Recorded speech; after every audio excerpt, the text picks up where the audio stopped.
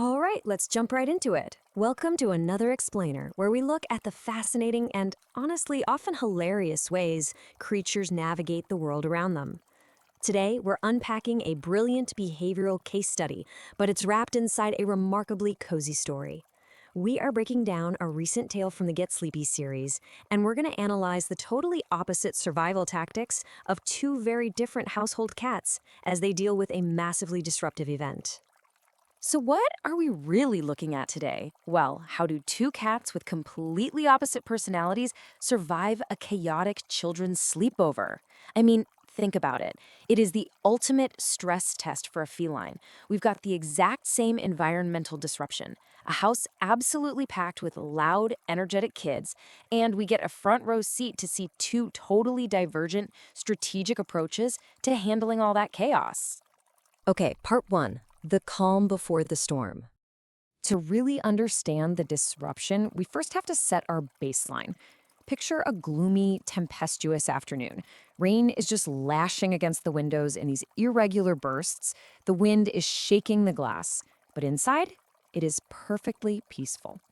Our two feline subjects are enjoying their standard cozy routines, completely unaware of the absolute chaos about to descend on their territory. Now, on the left, we have Augie. She's got advanced maturity, she's highly intelligent, a little bit cynical, and her main priority in life is napping near heat vents.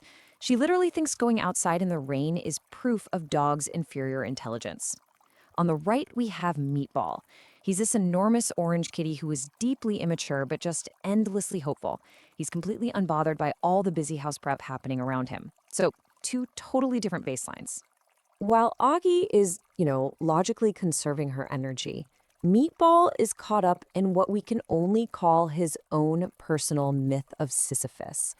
He sees the rain splash on the outside of the window, he pats the glass with his monstrously large paw, watches in total confusion as the water vanishes at the bottom, and then he just repeats the cycle indefinitely. It's entirely futile, it's super endearing, and it perfectly captures his persistent, optimistic, and slightly goofy nature. Moving right along to section 2, invasion of sleepover guests. Suddenly, that quiet afternoon is violently shattered by the ultimate feline threat. It all kicks off with the doorbell, which, by the way, is an occurrence Augie puts at the very top of her list of bad things. Ring 1 brings dripping wet humans pushing their way inside. Ring 2 deposits more girls, damp bundles, and these strange smelling bags.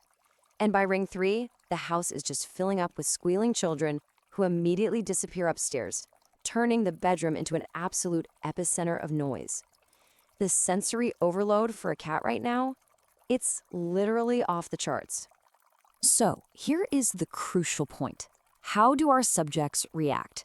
Faced with all this sensory overload, their fight or flight responses immediately diverge. Augie goes straight for flight. She zips upstairs like lightning and scoots right under a bed to hide. Complete and total avoidance. But Meatball, he flips over into this alert sphinx position. Head up, enormous paws forward, pointy ears at attention. Instead of hiding, he actually walks over to investigate the strange damp bundles left by the door. His curiosity completely overrides his caution. Which brings us to section 3, the feline dress-up disaster. Because Meatball's curiosity gets the absolute best of him, he decides he just has to go upstairs and perform a reconnaissance mission on this loud gathering of kids. Now, he thinks he's being super stealthy, but his stealth fails entirely. He pokes his head into the gap of the bedroom door and boom, instantly a girl bouncing on the bed spots him. He's shrieked at, the door is flung wide open, and he finds himself hoisted incredibly awkwardly into the air, legs just dangling there, surrounded by all these cooing, petting hands. His cover is completely blown. And initially, the petting is actually pretty nice. He even leans in for a chin scratch. But then, disaster strikes. Meatball's internal monologue turns to sheer panic. Oh no, no, no, no, no. Why? Because his very own resident small human does the unthinkable. She places the doll bonnet squarely on his head. And this triggers Meatball's highly strategic tactical retreat. It's actually genius, honestly. He doesn't panic, he doesn't scratch. First, he just endures them strapping a tutu around his middle. Then he freezes entirely in place, just hoping his absolute stillness will make them forget he's even there. And guess what? It works.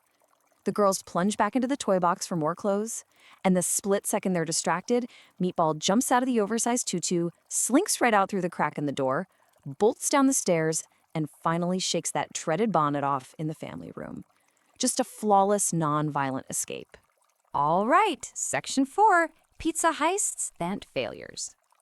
The real climax of the evening arrives when a delivery man shows up carrying a padded bag full of wonderful-smelling, flat, square boxes.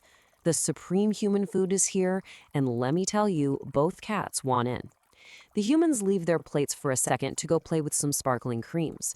So what's Augie's tactic? She slinks unseen through the shadows, perfectly drags a half-eaten piece of pizza into a corner, and wolfs it down flawlessly. Meatball sees this, gets totally inspired, and tries to imitate her stealth. He approaches an abandoned plate, but his execution? Absolutely terrible. He is discovered instantly by the lady human. The result? He gets scolded, and the plate is snatched right away.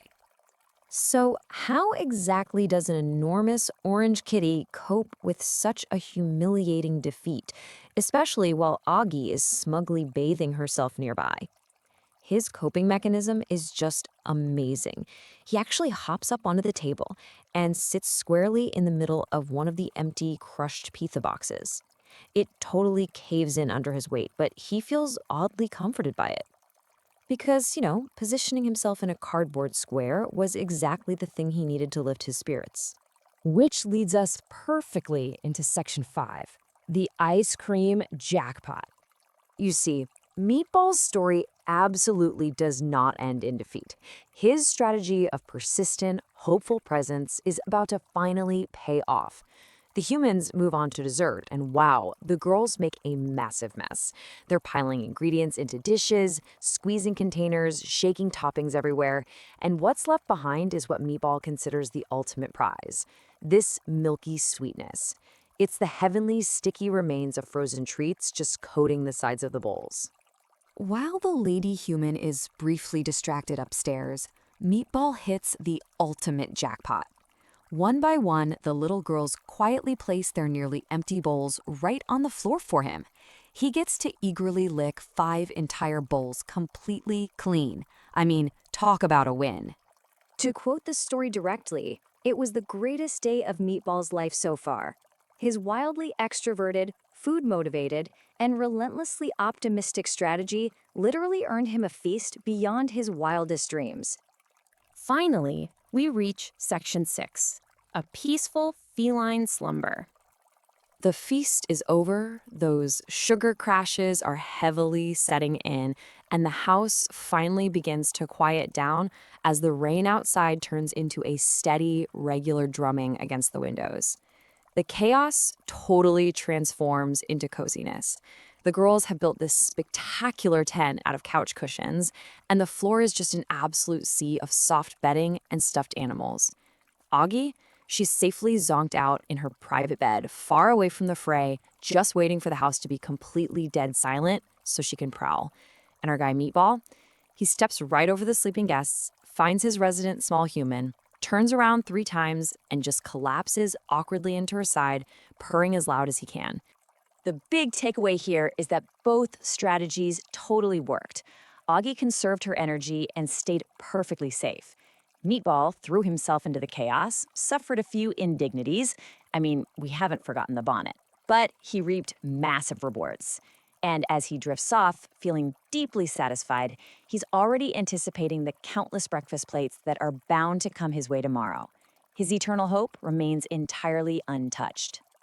Which leaves us with this final thought for you to chew on. Have you ever noticed your own pets deploying completely different survival strategies during a chaotic household event? Whether you've got an Augie silently hiding in the shadows or a Meatball actively trying to hustle a stolen slice of pizza, these tiny behavioral choices are just endlessly fascinating to watch. Thanks for joining me on this explainer today, and hey, keep an eye out for those everyday strategies unfolding right in your own living room.